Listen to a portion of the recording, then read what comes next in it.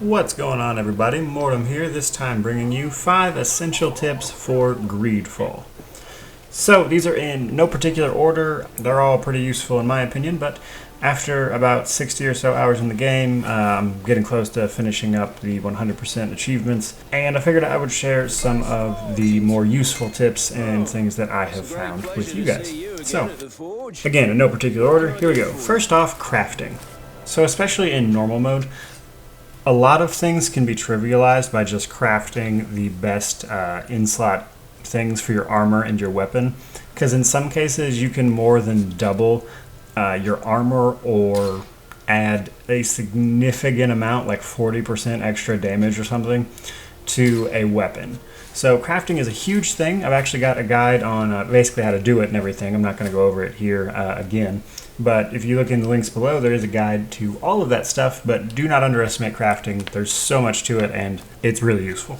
So, next thing I want to share is the arena. So in every major city, the three, Taleme, which is San Mateus is the name of the actual city, Hikmet for the Bridge Alliance, and Serene for your faction, the Congregation of Merchants, they all have a tavern.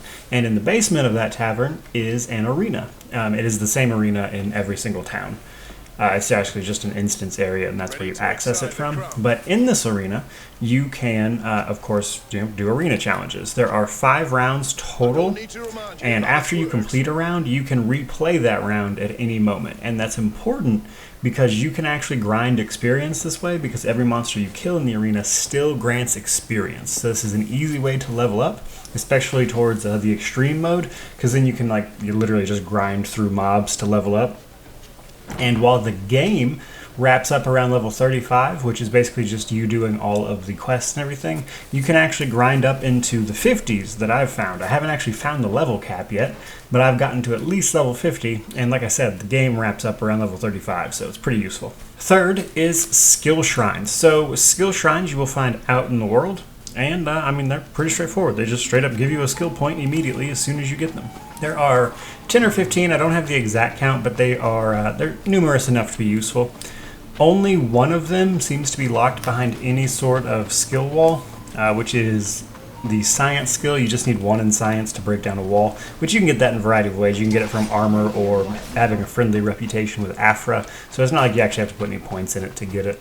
But shrines straight up give you a skill point, which is awesome for, progressing your builds. So you just walk up to them, you get your skill point, you advance. It is also something that I wanted to mention, that as soon as you activate a skill altar, it actually drops it off the map completely, so it won't show up on your map when you bring it up, which is useful because, that way you can track the ones you have and have not been to. Fourth, that brings us to intuition and charisma, 2 of our talents. Now, intuition and charisma are important because they let you avoid conflict.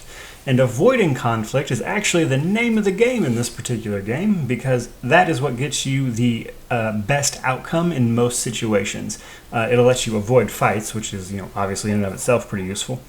But again, it lets you avoid confrontation, and the important part there is that that'll give you huge reputation boosts, which actually the best ending of the game requires you to get. The quote-unquote good ending is what you need. You basically need intuition and charisma to get that ending. I mean, you might not necessarily need it, but it will make your life 10 times easier.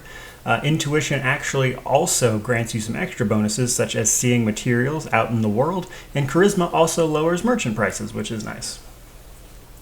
And our 5th and final tip I want to give everyone is lockpicking and vigor.